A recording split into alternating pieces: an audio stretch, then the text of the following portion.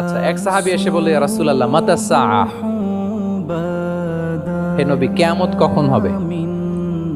রাসূল সাল্লাল্লাহু আলাইহি ওয়াসাল্লাম কখন হবে উত্তর না দিয়ে প্রশ্ন করলেন, ওয়া মাযা আ'দাততা লাহা, কিয়ামতের তোমার কি প্রিপারেশন আগে ওইটা বলো।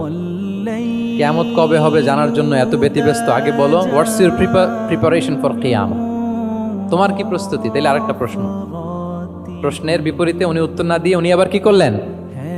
সবাই বলুন তো, উনি আবার কি করলেন? উনি নিজে আবার প্রশ্ন করলেন। তুমি জিজ্ঞেস করলে কিয়ামত কবে, তুমি বলো কিয়ামতের প্রিপারেশন কি নিছো বলো।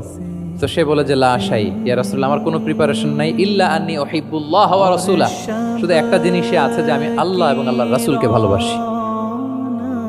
রাসূল সাল্লাল্লাহু আলাইহি ওয়াসাল্লাম বললেন, আনতা মা মান আহবাবতা, তুমি যাদেরকে ভালোবাসো তাদের সাথেই জান্নাতে থাকবে। আল্লাহ আল্লাহর রাসূলকে ভালোবাসো, তাদের সাথে তুমি কই থাকবে? জান্নাতে থাকবে। তাহলে প্রশ্নের পিঠে প্রশ্নের উত্তর উনি এক একজনকে এক এক ভাবে দিতেন। কেন? Based on the need of the addressee, যার যেটা দরকার ওইটার উপর গুরুত্ব আরোপ করে, যার যেটাতে ঘাটতি আছে সেটাতে গুরুত্ব আরোপ করে তিনি এক একজনকে কি করতেন? এক এক রকম উত্তর। অনেক সাহাবারা এরকম প্রশ্ন করেছেন যে আইয়ুল আমালি আফদাল ইয়া রাসূলুল্লাহ, সবচেয়ে শ্রেষ্ঠ আমল কোনটা? তিনি এক একজনকে এক একটা বলেছেন। কখনো বলেছেন যে আল্লাহর উপর ঈমান আনা, আল ঈমানু বিল্লাহি ওয়াহদা।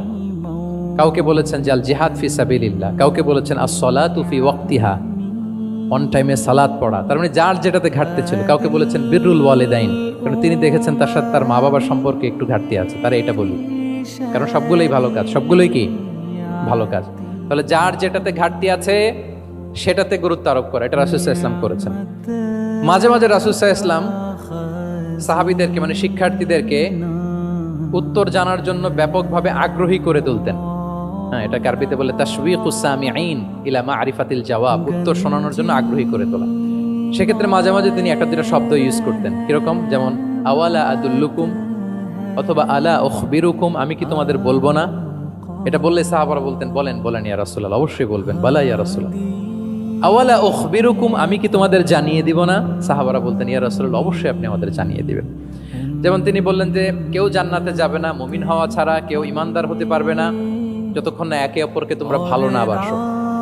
তাহলে তো এটা গুরুত্বপূর্ণ বিষয়, একে অপরকে ভালো না বাসলে নাকি মুমিনই হওয়া যাবে না, আর মুমিন না হলে তো জান্নাতেই যাওয়া যাবে না। তখন রাসূল সাল্লাল্লাহু আলাইহি ওয়াসাল্লাম বললেন, আওয়ালা আদুল্লুকুম আলা শাইইন ইযা ফাআলতুমুহু তাহাবাবতুম, আমি কি তোমাদেরকে বলবো না এমন একটা আমলের কথা যেটা করলে তোমাদের পারস্পরিক হৃদ্যতা বাড়বে, ভালোবাসা বাড়বে? তখন তিনি বললেন, সেটা কি? আফশুস সালামা বাইনাকুম, তোমাদের মাঝে ব্যাপক সালামের প্রচলন প্রসারণ করো।